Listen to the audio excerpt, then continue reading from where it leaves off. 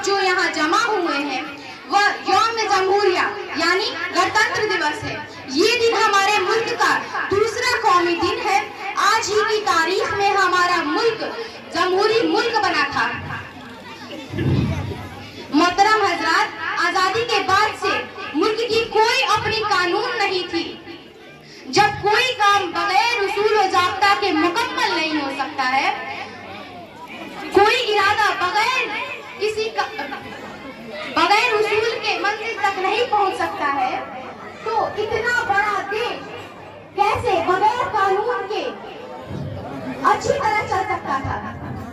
तो इन्हीं बातों को मद्देनजर रखते हुए मौलाना अब्दुल कलाम आजाद और डॉक्टर भीमराव अंबेडकर और इन जैसे बहुत से अमनो पसंद और देशभक्त लोग, तकरीबन 300 लोगों ने मिलकर आए, हिंद को तैयार किया और हम हिंदुस्तानियों को अमन व अमान के साथ रहने का मौका फराहिम किया, मिलजुल कर रहने का सबक दिया और तमाम मज़ाहिब के मानने वालों को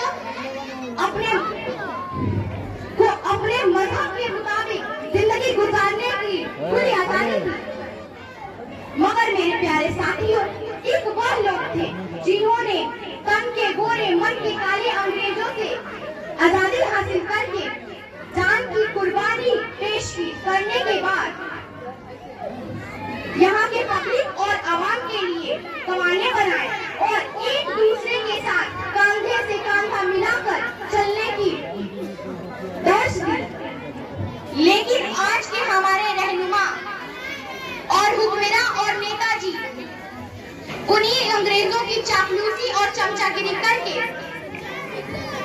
हम हिंदुस्तानियों को मजहब के नाम पर या कोई और मुद्दे पर लड़ा झगड़ा कर फूट डालने और तोड़ने की कोशिश कर रहे हैं।